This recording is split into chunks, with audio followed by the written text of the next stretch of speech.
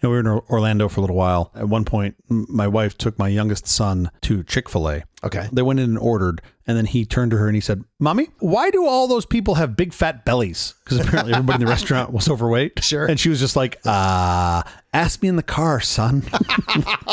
Quiet, please. Apparently everybody was overweight 4, in the Orlando Chick-fil-A. 3, Smart answer. 2.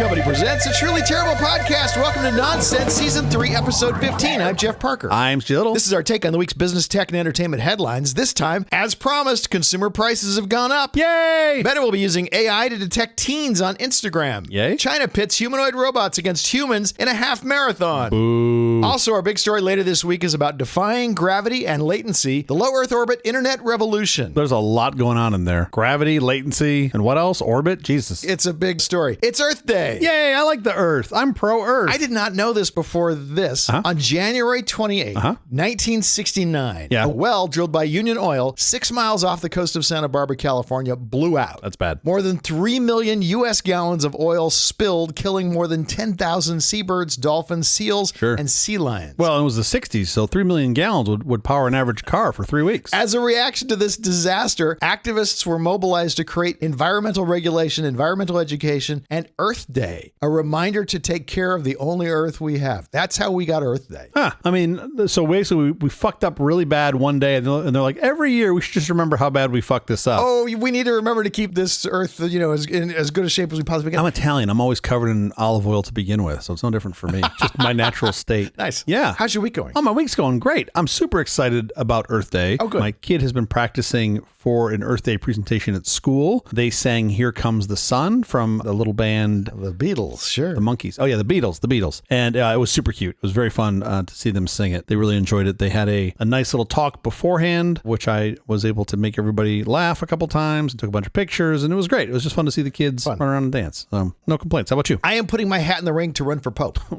Wait, you heard there's a vacancy? Yeah, I heard. Is that how it works? The job opened Is it up. just a write-in? Who gets to vote? I'm not even sure. I don't know. How does this work? I'm not Catholic. I have no idea how any of this You're just going works, for the but crackers, aren't you? You love those little crackers are delicious. If not me, who? I mean, why not? Right? Give me one good reason why I shouldn't be Pope. You can't win Pope if you don't enter. Well, sir, you're not Catholic. I said a good reason, not a reason, just a good reason. We will miss Pope Francis. Pretty progressive Pope. Yeah, he actually got a lot of issues right. Yeah, I mean, still the Catholicism thing. We got to move forward. Let's get to our headline. I'm excited. A lot of Logitech products cost more now than 2 months ago. Many of Logitech products are pricier now than they were in the recent past. In a video published this week, YouTuber Cameron Dougherty detailed increases as high as 25% on the company's PC and game accessories, including well-known Logitech gear like the MX Master 3S mouse. Are you down with the MX Master series? Yeah, my son was. I have many right now sitting on my desk at my house. Is I think it's an MX Master 2.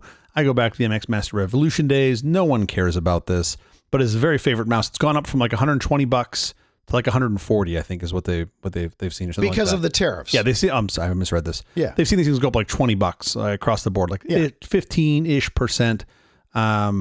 Even the cheap, what's the little K400 pluses? It's this little tiny wireless keyboard I use for all my headless displays. It's got a little touchpad built in. It's really great. Sure. Even that thing's up like 20%. I think it went up 25%, something like that. Did they just raise the overall price, or do they say this is the price? Well, plus that's what's so interesting. Yeah. There's no mechanism for that. I think that's the part there should be. You break out sales tax, obviously, right? Which technically, as a consumer, you're not obligated to pay. The retailer's obligated to pay it. They just pass that cost through to you, right? And in the States, we're used to that. You see sales tax and you pay it, and then it gets remitted by the retailer to the state. Great. Sure. Do the same thing for the tariff tax, right? So you say, oh, well, by the way, included in this should be 25% or 120% or whatever it is. But we have no mechanism to do that. So yeah, it's all just baked into the cost. Hooray. Although you know what the goods cost. I mean, as the manufacturer, you probably could break it out if you wanted to. Some people will want to break it out. Some people want to break it out. Yeah. If you're dealing with a very, very small margin, you might want to break it up and say, I think they should. This is This is doubled in price because this much is tariff. But you've got a couple things going on there. One, pragmatically, there's no infrastructure built to do this, right? Amazon doesn't have a line for tariff tax. But then also, while, I would love to see the transparency in that, what happens? We've already talked about this on the show before. What happens when the tariffs go back down? Those prices aren't going to be adjusted accordingly necessarily. So you don't want the tax line item, right? Or the tariff line item, because you just raised it by $7 and people keep buying the keyboard. Right. If the tariffs go away, if they do eventually go away, because tariffs are very hard to take off once you put them on. Yeah, kind of like with me, I just call those pants. Pants are hard to take off once you get them Fucking on. once I squeeze into them, man, it's like a press fit. Wow. Sometimes my wife has to actually cut me out of them. It's terrible. Think about this thing. Think a company like Nike. Basically, they're selling a $5 pair of shoes for $100. Their markup is enormous. Yeah. Their tariff would be another $5. Sure. So instead of paying $100 for those shoes, you're going to pay $105. It's going to look ridiculous if they break out the tariff and say you're paying an extra $5 in tariff, and you're going to go, oh, wow, that's what those shoes cost you? Well, they could just leave it at zero, right? You could just leave that thing at zero and not have to worry about it. But I think Nike is one of the exceptions because that's their actual raw goods coming in. It's an extreme. Yeah. I mean, most of the stuff you're buying, the retail price that's coming in, it's at 40% to 60% of whatever you're paying at retail. I think that's probably the window that most of these are in. So take whatever the tariff amount is and cut it by 2. That's what you're paying. There are some interesting exceptions where just the markup is extraordinarily high. Oh, of course. And on the other extreme where the markup is extremely low, it's going to, apparently close to double the price. This is why you and I keep talking about it so much, because all those stupid ass home automation shit we buy where their margin is like 4%. You're like, well, it's nothing. Yeah. They either have to raise their prices by 2x or go out of business, because that's literally what their costs went up by, because their margins are so thin. I think a lot of them will go out of business. But I mean, it is kind of nuts talking to people after we recorded these past couple episodes, and people would say, you're not prices, you're just fear mongering. And I'm like, no, it's just math, folks. It's not fear mongering. Oh, yeah. Someone's got to pay it somewhere. And the answer is it's you. I mean, not you, because you bought it all beforehand. Not me, because I bought it all beforehand. By the way, I'm friends now with the guy who delivers for AliExpress. It's on a first name basis. Should I? Yeah, we're pals now.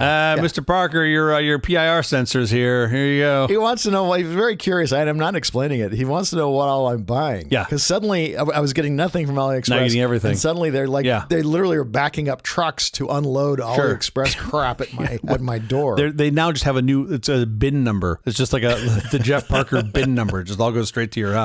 I am not sad that I turned on to AliExpress. I think this is a good thing for you and for your home. I still haven't tried Temu and Shein. Now we got to talk about, they have finally broken their silence. Yeah. Warning of potential price hikes. That was interesting. Yeah. So this is after our episode last week and talking about the history of retail. I think the message got through to the Temu and Shein folks, because they said that they would, and I think the quote was, due to recent changes in global trade rules and tariffs, our operating expenses have gone up. To keep offering the products you love without compromising on quality, we'll be making price adjustments starting April 25th of this year, 2025. Yeah. Okay, yeah, great. Prices are going up. But I actually want to talk about the release on this. 2 points that struck me as interesting. Yeah. Temu and Shein are two completely separate companies, right? Temu sure. knocked off a certain bit of Shein, certainly. But they are separate businesses. Created years apart. Shein in 2008. Apart. Yeah. 2 decades apart almost. And Temu in what? 2022? Something like that, 2021, something like that. Yeah. These two statements that talked about, thanking for their continued support and these price increases that are coming are literally identical. Pretty close. I pulled the text and put them into KDIF and looked at the word differences. And one where it says fashion, they replaced the word fashion with products. I mean, that's basically all they did. Because that's the difference in the businesses. Same spacing, same awkward English, same Temu family, all in uppercase, Shein family, all in uppercase. They are literally identical. I'm guessing because Temu is just a knockoff of Shein, that Shein actually went and wrote this copy and Temu just ripped it off. Okay, that is one explanation. And that is the one that I would normally ascribe to the early days of the internet, when we would start a website and we would be like, oh, we need a privacy policy. Copy that one. And we would just go find the biggest company online. Sure. And literally copy and paste their privacy policy, do some search and replace, and be like, there you go. There's the privacy policy. Sure. I mean, I am still convinced, 25 years of being a internet entrepreneur, that one guy wrote a privacy policy. One dude. And then everybody else has done searching and replacing. Copied and pasted it 1,000 times, right? And then every now and again, someone would use like a business name that was like an English word. Then you get search and replace, just fuck everything up, right? Like if the name of your company was policy, everything got screwed up. But that's neither here nor there. That's true until you get an in-house lawyer. Yeah, and then suddenly all of that all of that legalese has to be completely rewritten. Sure, but as an entrepreneur, that goes into the not my problem bucket, right? That's the acquirer's problem bucket. I don't have to worry about that. But then you just steal those guys. You're like, oh, eBay looks like they're doing pretty good. Let's go steal their privacy policy. Sure.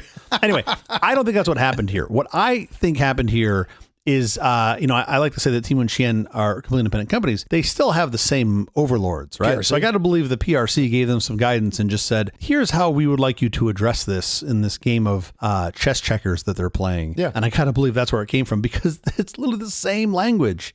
That was the first thing that caught my eye. The second thing that caught my eye is these companies must not have a mechanism for communicating press releases. Like typically you'd expect to see like a blog or some news URL or something where they release, based on a date and here's some release. There is none of that. The URLs for these are fascinating. One was shoved into like a marketing campaign URL, and it's not even like a splash page. It's just like the header of the site with some text thrown on it. And the other one was thrown into their common policy. Just someplace you see it. Someplace you're going to notice it. But there's no date on it. There's no timestamp. There's nothing. It is this absolute ham-fisted approach to distributing information, which I just think is fascinating. These guys, they're doing billions of dollars of sales a year, and they have no mechanism. They don't have any way. Probably not something they ever thought they'd have to do. Which I totally appreciate. But if you think about a business of even 1/10 the scale here in the US, you would have had to have done that by now. You would have had to have had some kind of messaging. It's just not something that a Chinese company, I think, has to do, which is really kind of fascinating to me. There is a date in the body of the text. They tell you that the price adjustments are going to happen April 25th. Sure, but not a date of that they put it out, right? And like I've seen this with some of these more sketchy home automation companies where like they'll just change their warranty. They won't date it. They'll just change the warranty that's posted on the site and not update a date, not say it's version 2 and just be like, well, see our warranty. It's like, well, no, asshole. When I bought it, it said something different. Right. And like, that's just not good practice. Yeah. And this feels very similar to me. Although in this case, we all know what's happening. It's nothing they're doing. It's not their fault. I'm not saying it's their fault. I'm just saying it's the way they operate. It's just the way those businesses operate is significantly different. A company called SimilarWeb has provided some data suggesting that Temu has scaled back their paid advertising, I'm sure, up to an 80% decrease in paid search traffic. Now, I bet that's true in the U.S. I bet it's not true every place else. I bet they've increased their spending outside the U.S. I think this was specifically for U.S. search terms, right? Because you'd want to build up your business in other markets. You just don't want to spend so much on the U.S. because it's not worthwhile. Yeah, that's my hunch. Because you want a $5 pair of jeans, don't you? Totally. Well, for me, I have to buy 2 pairs of them sewn together. Oh, yeah? Yeah, I got this guy who makes tents on the side. He does. I kind of want to try a Temu $5 pair of jeans just to see how awful they are. I've actually been leaning my wife to try this for some stuff because I don't think it's all that awful. I think you're talking about like mediocre or better quality on many of these things. Yeah. But I don't know. I'm with you. I want to try. I'm so impressed with the AliExpress stuff that I now am like a little more adventurous. Now let's try a Temu pair of jeans and see what that's like. Man, we are just going to be walking around with our built-in home automation wired into our shirts with our Temu shirts and our Shein pants. Well, there's no way you can build the home automation stuff really in the U.S. It mostly has to be built. And there's certainly the chips made in Taiwan, but the rest of it, the assembly, it makes more sense for it to happen. Yeah, it's not cost effective. Yeah, 100%. I tell you, a lot it's going to shift from China to Vietnam. It's going to shift to other Asian countries that are not named China. That's what I think. I mean, I really think the play here is, remember how Prince got out of his record deal? Yeah, sure. China just needs to change their name to a symbol.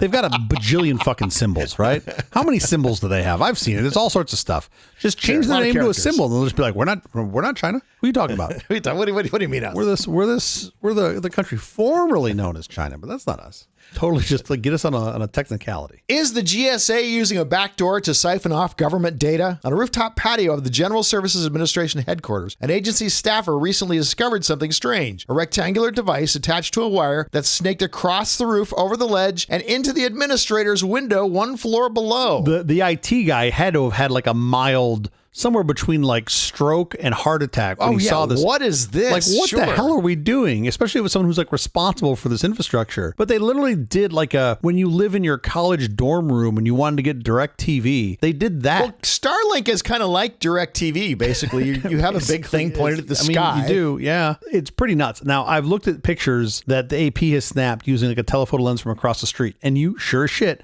can see a wire coming across the roof going into a window, which is the hokeyest thing you've ever seen. And it's a Starlink, right? I have yet to see a picture of the actual Starlink. antenna itself. So I think what happened is the person inside, the staffer inside, snapped the photo of the Starlink antenna. But I haven't seen that photo yet. I'm sure it's out there. How the hell will I know if it's doctored or not? Nobody knows. But the photo from the AP from outside does seem pretty compelling that there's why else there'd be a wire coming off the roof? Sure. Maybe it's a weather station. I don't know. So they're pulling data out of government databases, and Elon Musk and company is now doing something with it. We presume they're putting it into some database of their own. Yeah, who knows? I just think more importantly, why do you need this access? Like, you have presumably some decent internet access from the building, but that comes with some restrictions. Those restrictions are probably what you can talk to. It probably comes with some logging and some auditing, which is all net positive. And my hunch is this takes you around that, this being a Starlink link. So to me, it wasn't so much the fact that they had put some antenna on the roof and using Starlink,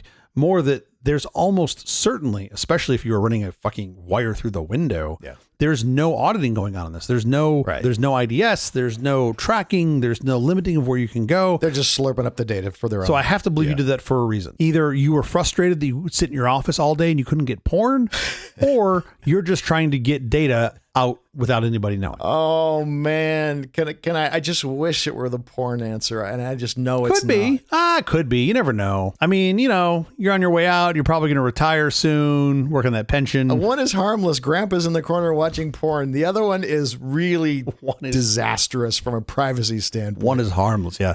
Tell that to the Kleenex box. Harmless. Oh my. I don't know. That seems really suspect to me. Just like the fact that you have this placed. Why? What's the reasoning? What could a above board reason be for this? You're slurping up data. There's no other reason. Nothing else. Well, no, porn. Porn is a reasonable answer. But other than that, you're either trying to go somewhere that the government, quote unquote, doesn't want you to go, or you're trying to move data somewhere and you don't want to be seen. It's got to be one of those two buckets. I can't think of a third bucket. I would 100% prefer the Trump administration in its entirety be spending their days looking at porn. Is that you want to start like a Kickstarter, or we can just buy them all YouTube, just buy them all Pornhub premium accounts? Let's just get everyone. I think that's great. If that would occupy them while their time clicks away, great. Let's get them. Welcome to the administration. Here's your Pornhub Gold account and your case of Pedialyte. Good luck. Just send them on their way. All right, I can get behind that. Porn and Pedialyte. Meta is ramping up its AI-driven age detection. Meta is expanding how it uses AI to detect teens on Instagram, and in some cases will begin overriding account settings. Now, they say they're going to override account settings if they think that you are not 18. Yes. Because you get sort of different. You can't get text messages, direct messages from strangers, and there's various things that if you're under the age of 18 that are slightly different. Yeah. However, you as an 18-year-old or under, if you're a 16-year-old or whatever you are, you can just go back and reset those settings to whatever you want to, which every kid's going to do. Yeah, I mean, I don't really know how they should play this hand. I don't really know what we as consumers should expect from them, right? I mean, I do think you probably need some modicum of, I don't want to say parental consent, but like this should be some sort of shades of gray that change over time. But I have no idea how they're supposed to enforce that level of sort of nomination, if you will. And there's so many problems with this. I don't really know what the answer is. Mm-hmm. Can they tell your age pretty accurately from an AI that looks at your usage? And of course they can. 100%, right? I would say probably to like 3 or 4 nines of accuracy. Like, I don't think many people, like the folks that are going to slip through the cracks are going to be like either someone who's researching and sort of acting as a 15-year-old, they want to say it, or someone who is for more devious reasons acting as a 15-year-old. Like, that's the only people that are going to quote slip through. And by the way, if they're researching, I promise you they're going to slip up. They're going to be friends with people who are the wrong age. Well, they got a burner. It's a burner account. It's a test account. Yeah, but I hear you. You're probably just going to click on a thing in a way that someone who's 15 wouldn't click on. But sure, you and I agree. The point being, what happens? So if the system says, oh, you're 16, but you're actually a 35-year-old dude who just happens to really like Star Wars, then what happens? Should you not be able to set it back? Do you have to send them an affidavit? Like, do you have to sign something under the penalty of perjury? Like what? That's a great question. I really don't know. Like, I'm not trying to like throw shade. Yeah.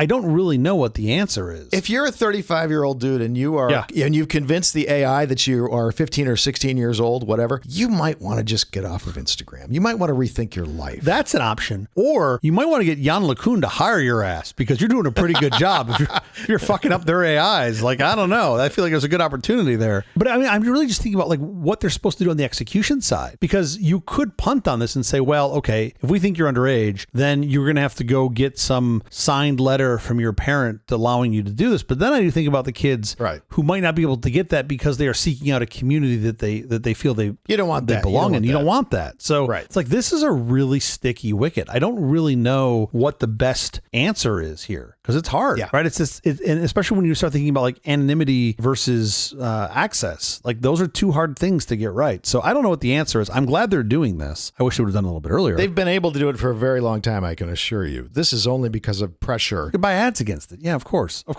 Yeah. It seems like it's like sort of the least response you can do to try to get some of the pressure removed from the pressure cooker they put themselves in. Yeah. But I do think this should be a thing. I also think it's really, really fucking hard to expect the tech companies to provide full protection for kids online. It's got to be a balance. You know what? I expect it all to come from the parents. If you let your kids online before the age of 16, you are a fool. I mean, I have no other way to put this. Facebook, Instagram, doesn't matter what it is. Your kids do not belong online on social media before the age of 16. I mean, I've got friends who've got kids that are 6, 7, 8 years old and they've given them phones, their own phones. And I'm like, that does not seem like a good idea. Yeah. And I'm a technologist. Like, I'm a guy that loves technology. And I'm like, no, I'm good. My kid got a phone when he graduated 6th grade, as most of his peers got, or as he was graduating 6th grade. So they could swap numbers and things like that. So about 12 is when he got his phone, but he was not allowed to be on social media. Sure. You need to be able to communicate with your friends because texting is sort of how that's done these days. That's fine. I can totally go with that. But there was no expectation of privacy on his phone at that age. Social media, it's kind of like a similar pattern to diapers, right? Like we all start in diapers, we all end in diapers. I feel like social media is the inverse of that. Like when they're kids, I'm like, nah, I'm not on social media. And then your parents get to be of a certain age. I'm like, you shouldn't really be on social media anymore. I don't think this is good for you. I think you should stop. That's what I think.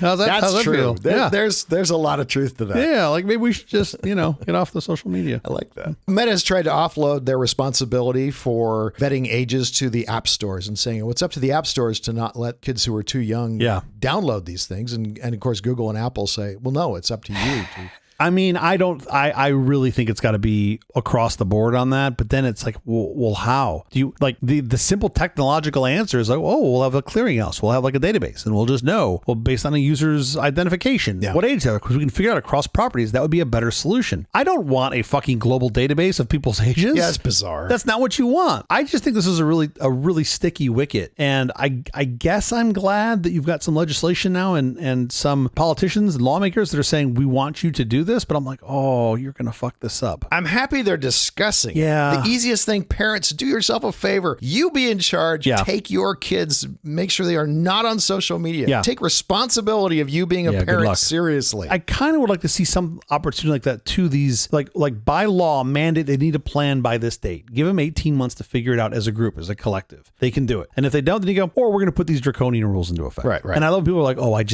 I can't get my child to sit still during dinner. And I'm like, what do you do during dinner? I eat with them sometimes. Well, maybe that's part of the problem. I'm on my phone. Yeah, you're on your fucking phone. You're telling them not to be on their phone. Like, stop doing that. You're modeling terrible behavior. Social media could actually be truly harmful. 100%. That's not a risk I was willing to take. And I can't imagine most parents would be willing to take if they gave it 2 seconds worth of thought. Well, no. See, I've had this conversation before. It's not that they haven't given it thought. You're doing what you would do. If you gave it 2 seconds of thought, you would come to some conclusion and be like, I should probably do better about this. They have given it 2 seconds of thought, and they have decided that it is okay. They would rather have the trade-off of their extra couple minutes now of non-parenting and their kid does whatever. I've watched this happen most recently. Like it's constant. People are just like, I can just do my other thing. I'm like, but you could change this behavior right now. Yeah, sure. You're choosing not to. It's not like they don't know. And then you get people like me running around because I step into it. I'm like, you can change this. Of course you can. And they're just like, you're an asshole. I'm like, of course I am. But you really can. By the way, let me, having heard what you said, let me just revise my thing here. answer, give it 4 seconds worth of thought there. Okay. If you don't come to the right answer in 2 seconds, give it 4 seconds of thought. If you keep coming to the answer, my kid should be on social media, you need to give it more thought. Just keep adding more time. You need to give it more time. Yeah. Sam Altman admits that saying please and thank you to ChatGPT is wasting millions of dollars in computing power. Possibly my favorite story of the week so far. This was delightful. So somebody on Twitter randomly said, like just out into the ether, how much money does OpenAI lose in electricity from people saying please and thank you to their models? Like they just ask this to the void. It's one more input. It's one more input at the end of your query. Yeah, one more thing that just puts in there. And then Sam Altman, the CEO of OpenAI, chimed in and said tens of millions of dollars well spent, which I think is such a great comment answer from him. The perfect answer. Money well spent. Like, it is real cost, right? It is an absolute real cost. Absolutely. But of course it's probably good. And it's such a great question, right? So there's been some research around this. And even I think it was one of the design managers from Microsoft had said that by being polite, having some quote proper etiquette, you help generate respectful and collaborative outputs, right? Because the LLMs you're shaping the output. Basically mirror you. You're shaping it. Yeah. And I've thought about this because when I sit down to use one, any LLM, I'm usually pretty, I'm treating it like a human, which for me is I wouldn't call it polite, but at least some modicum of respect. Sure. Right. And I will say things like please, and I will say thank you. I also like to just sort of quote, talk to it and just see what it says. And if you're polite to it, it's polite back. And I think that's quite nice, right? I think it's quite nice to be able to hold a door for somebody. Like when you go through one of those airlocks at Walmart. Sure. I hold the door for somebody. They walk in and they hold it for me. And I'm like, oh, look at this civilization. It's fucking working, right? It's totally working, which I thought was funny. But then there was a survey done. So this is like late last year, right? Listen to this. There's a survey that said about 67% of U.S. respondents reported being nice to their chatbots. So about 2/3. Sure. So the majority of people in the U.S. are nice to their chatbots, which, by the way, I don't think is necessarily true of human-to-human interaction. Probably not. I would take the under on that. But for this, 2/3 of people are nice to their chatbots. Of that 67%, 55% of the American AI users said that they do it because, quote, it's the right thing to do. Sure. And I was like, oh, that's pretty good. What about the other 12%? Yeah. The other 12%, you know why they said? Yeah. They said they did it to appease the algorithm in case of an AI uprising. And I was like, oh my God, I thought I was alone in that. Like the whole time. That's the right answer, right? By the way, like that's the I get right some people answer. like, oh, I don't know. Like I might as well just believe in God just in case. I'm like, fuck that shit. You got to believe in AI. Like I don't think God's coming back, but that fucking AI, that's a non-zero chance that shit's gonna come look for you. Could you imagine? By the way, when it shows up and it's like, hello, excuse me, Mr. Parker. I see here in 2022 you did not say please when you asked Gemini to turn on the lights in your house, so we must exterminate you. I just love when it shows up with a log, and I'm like, that's the wrong dude's log. That's not me. That's some other. I'm gonna argue whose log it is. Anyway, these are super nerdy. Oh sure. Have you seen the art? One of the guy that took the pic. He took still photos of paintings from museums and then animated them. Yeah, from museums. Yeah, sorry, still photos of paintings in museums and then animated them using AI, and it in and of itself, to me, is a new art. It's incredible. Like, it is such an amazing derivative art. And I'm like... Let's put that link in the show notes because it's such a lovely video. For sure. It is so cool. Yeah. So anyway, I'm just telling you, here's my thing. It seems like right now we've gotten to the point where all AI improvements are going to be net positive for the world. I don't see anything that is scary at all. 21 humanoid robots joined thousands of runners in a half marathon in Beijing on Saturday. The first time these machines have raced alongside humans over a 21-kilometer course. They actually were on a separate track, but they did race at the same time in close proximity. Oh, fuck me. They're here. Fuck. Oh, no. You got to watch the video of the race. They're not that great. Oh, they're not great at all. They're a lot slower than the humans. A lot of them just fell apart. I get it. Their heads fell off. But how often have you... Their heads fall off. They do. Watch the video. That's great. How many technologies can you name that over time got worse? How many? Well, that's true. Just go ahead. No, I'll wait. I got time. It won't be long, and they'll be beating humans in marathons. That's my point. There's no question. Which is why I'm saying, like we're fucked. The great thing is we're not there yet. We're not even close to that yet. But dude, cosmically, it's going to be seconds, seconds until we're there. But I do love. So this race was in Beijing. Where was this? It was in Beijing, right? Yeah. Okay, so there's a bunch of these Chinese robot manufacturers, and I just love how the Chinese have approached this industry, like any emerging industry anywhere. This is not specific to China, but they're trying to put all these robots, and of course some failed and some made it. I think the winning time was 2 hours and 40 minutes, which to me is insanely good. The winning robotic time was 2 hours. Sorry, the winning robotic time. The winning human time was 1 hour 2 minutes. Yes, you say big difference. Like roughly speaking, they're around 2.5x the way there, right? Or I guess you could say they're 40% of the way there from a timer, which is fascinating to me. By the way, I am almost certain I could not run 13 miles in 2 hours and 40 minutes. So go back 10 years on robots, they couldn't walk upstairs. Of course not. And now they can do that handily. And I'm like, oh, well, this fucking robot ran a 2 hour, 40 minute, 13-mile race. And I'm like, I couldn't do that. And I was like, but it's not a fair level playing field. Sure. That robot also doesn't have 2 fucking sacks of concrete on it, which is what I have. Like, if you want that robot to do the same as me, it needs about 100 kilos more strapped onto it. So if you want to carry the 2 sacks of concrete on the robot. Oh yeah. I did like that these things came in all different sizes. There were anywhere from like just under 4 feet to just under 6 feet. So you had a whole potpourri of sized robots running. The little short one would like wave at the crowd a whole lot. He was like everybody's favorite. And it's like the Danny DeVito. Was he like a little short fat one? It's like he didn't last twins. very long, but he was the one everybody was rooting for. By the way, how demoralizing must it be to go run this race? You've been training for fucking 6 months. Sure. You're ready to go. You're in the best shape of your life. You skipped dumplings that day and you went straight to the fucking Beijing 13-mile street race. And then some V0.2 robot super beta fucking beats your ass in the race. Like, that has just got to be demoralizing.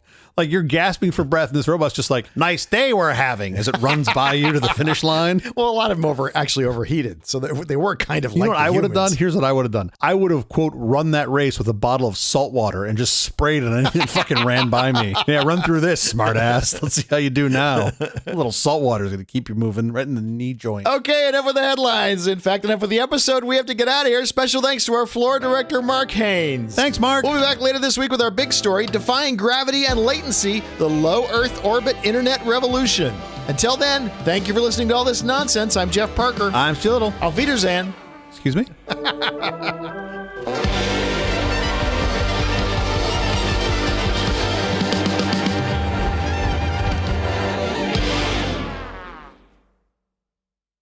Stop the flicker, Jeff. What flicker? Good question. The flickerFixer eliminates your Amiga 2000's interlace flicker and visible scan lines. The result? Superior quality color or monochrome graphics and text for a full range of demanding applications, including CAD, desktop publishing, graphics, and video. The flickerFixer fits into the Amiga video slot, is fully compatible with all user software, and upgrades to a flicker-free 4096 color palette of 704 by 470 pixels. Wow. Why those numbers?